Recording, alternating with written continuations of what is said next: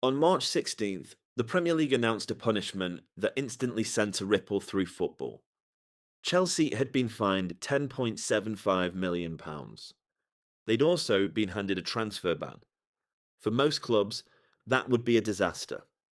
But here's the strange part: Chelsea can still sign players. The transfer ban isn't active, it's suspended, which raises a bigger question. If the punishment isn't immediate, how serious were the crimes? Because when you look closer at this case, the story becomes far bigger than a fine. It stretches back more than a decade. It involves secret payments, undisclosed deals, and a financial system inside football that regulators say was hidden from view. And the most surprising part: the investigation only happened because Chelsea reported themselves. To understand this story, you have to go back to one of the most transformative ownerships in footballing history: the Roman Abramovich era. When he bought Chelsea in 2003, he didn't just take over a club, he rewrote the rules of English football. Money flowed into Stamford Bridge. Stars arrived from across Europe. League titles followed, Champions Leagues followed, and Chelsea became one of the most powerful clubs in world football. But according to the Premier League investigation, some of those deals behind the success weren't quite as straightforward as they appeared. Because buried inside some certain transfers were payments that regulators say were never fully disclosed. Payments linked to players, payments linked to agents, and payments routed through third party companies. Now, on paper, that might sound technical, but in football finance, it's a serious issue. Clubs are required to declare every payment connected to transfers, every fee, every commission, every expense. The league's conclusion was simple: these payments should have been declared, but they weren't. And some of the transfers now under scrutiny involve players that Chelsea fans know very well: Eden Hazard, Willian, Samuel Eto'o. All of them were major signings. All of them were important players. Transfers that helped define Chelsea during the Abramovich era. Investigators believed that certain deals involved additional financial arrangements that were never properly reported to regulators. And here's where the story takes its first unexpected turn. Because the Premier League didn't uncover this themselves, Chelsea did. When Todd Bowley and the Clearlake Capital Consortium bought the club in 2022, they launched a deep internal investigation into historic finances. They examined years of transactions, old transfer agreements, payments made under the previous ownership. And during that process, they discovered a problem. Now, at that moment, the club had a choice: ignore it or report it. And they chose the second option. Chelsea voluntarily disclosed the breaches to the Premier League. And that decision completely changed the outcome of the case. Because once the league started investigating, the scale of the issue became clear. The breaches all dated way back to 2011, some stretching across 7 years of transfers. But Chelsea didn't just report the issue, they cooperated fully with its investigators. The Premier League later described the club's assistance as exceptional cooperation. And that matters, because in football, financial rule breaches can lead to devastating punishments: points deductions, transfer embargoes, and even relegation threats. But that's not what happened here. Instead, the Premier League took a different approach. They decided not to deduct points, for three key reasons.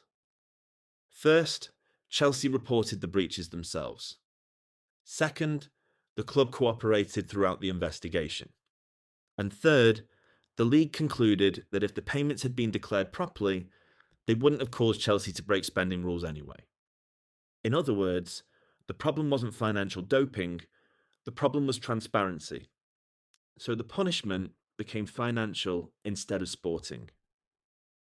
Which brings us to the sanctions themselves. The headline number is the fine. Chelsea must pay £10.75 million, the largest financial penalty that the Premier League has ever issued for this type of breach. But the fine wasn't the only punishment. The club also received a transfer ban covering for one transfer window. Except it's suspended. Chelsea will only serve that ban if they commit further breaches within the next 2 years. So for now, the first team squad is unaffected. But there is one sanction that takes effect immediately: Chelsea's academy. The club has been banned from signing youth players from other English clubs for 9 months. That relates to a separate set of irregularities involving academy registrations between 2019 and 2022. So while the senior squad continues as normal, Chelsea's youth recruitment takes a hit.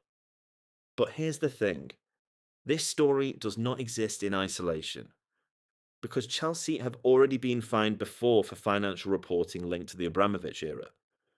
In 2023, UEFA penalised the club €10 million for incomplete financial disclosures. Then, in 2025, further financial monitoring issues led to additional penalties. So what we're seeing now is part of a broader cleanup of historical financial dealings. And it might not even be finished. Because according to the reports, the FA are still investigating 74 separate charges relating to agent payments and transfers from the same period. Those investigations are ongoing, which means more developments could still come. More fines, more sanctions, possibly more revelations about how transfers were structured during that era. And that's what makes the Chelsea case so fascinating. This isn't really a story about 2026. It's a story about decisions made more than a decade ago. Payments that were never meant to be seen.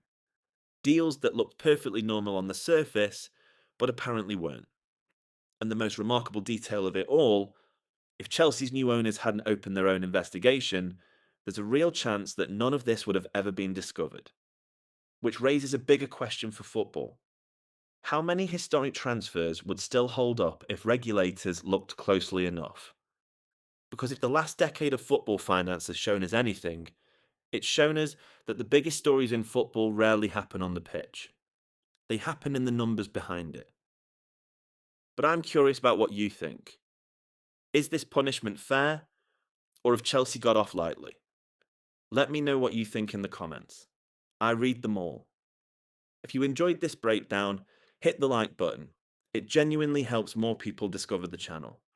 If you want more stories about the money, deals, and financial drama shaping modern football, subscribe to Sports Cash Files. We release new episodes every week. See you in the next one.